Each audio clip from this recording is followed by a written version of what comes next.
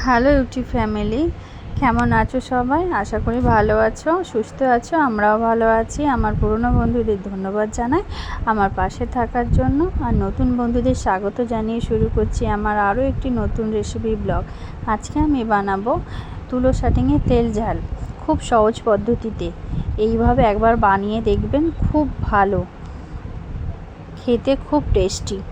একবার খেলে বারবার খেতে ইচ্ছা করবে। তো আমি মাছগুলো ধুয়ে রেখে দিয়েছি। তো রাখার পরে তো আমি কড়াইটা গরম করে নিচ্ছি। আমি এখানে তো কড়াই গরম হয়ে গেছে, এর মধ্যে তেলটা ঢেলে দেবো।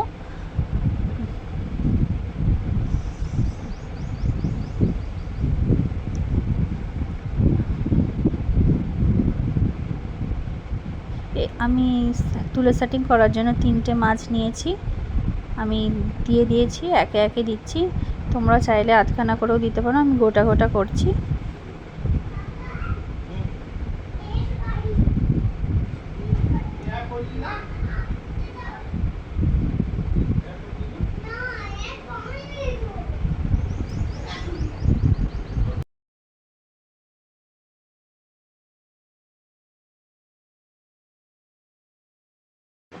আমার মাছগুলো ভাজা হয়ে গেছে, আর এইটা উল্টাতে গিয়ে ভেঙে গেছিলো। আর এই দেখো আমার 3টেই মাছ করছি। তো এবারে আমি এর মধ্যে দিয়ে দেবো কড়াটায়, এই মাছের তেলেতেই দিয়ে দিচ্ছি ডালচিনি, বড় এলাচ 2টো দিয়েছি। তো এগুলো ভাজা হয়ে গেলে এর মধ্যে আমি পেঁয়াজ দিয়ে দেবো কুচানো। আমি এখানে 3টে বড় বড় সাইজের পেঁয়াজ নিয়েছি, মাঝারি আকারের। আর একটা টমেটো নিয়েছি।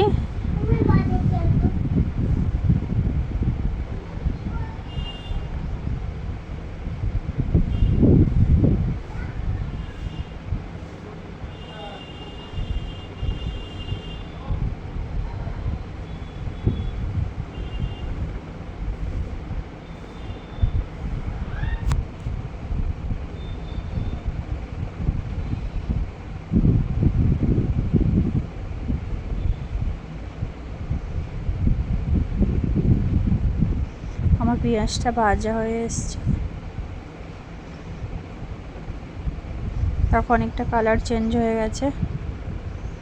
আমি পেঁয়াজটা আর একটু ভাজবো, তারপর এর মধ্যে টমেটো দিয়ে দেবো। আর টমেটোটা নরম হওয়ার জন্য আমি তার মধ্যে অল্প করে নুন দিয়ে দেবো, স্বাদ অনুযায়ী নুন দিচ্ছি।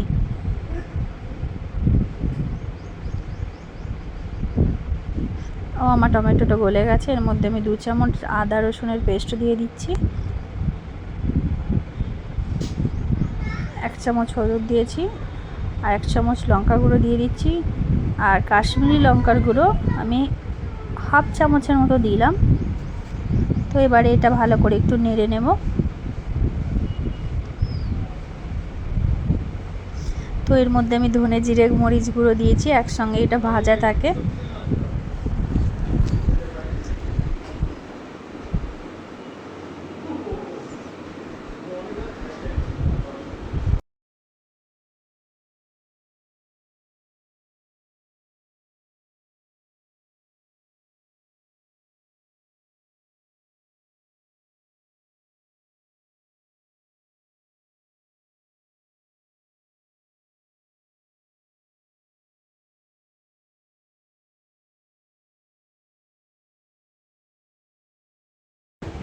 মশলাটা আমার কষা হয়ে গেছে, দেখো কত সুন্দর হয়ে গেছে।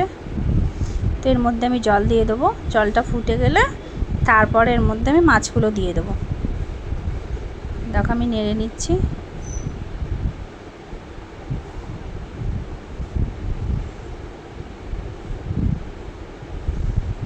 ফুটে গেছে, এর মধ্যে আমি মাছটা দিয়ে দেবো।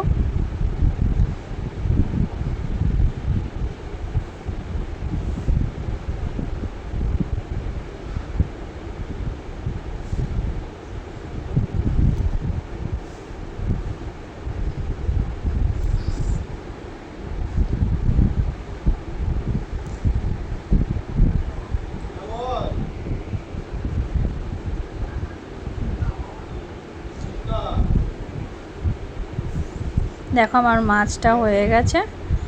তো দেখো ভাত বা রুটির সাথে ভালো লাগে। আমি রুটি দিয়েও কেউ কেউ যদি মাছ খায় তো খুবই ভালো টেস্টি লাগে।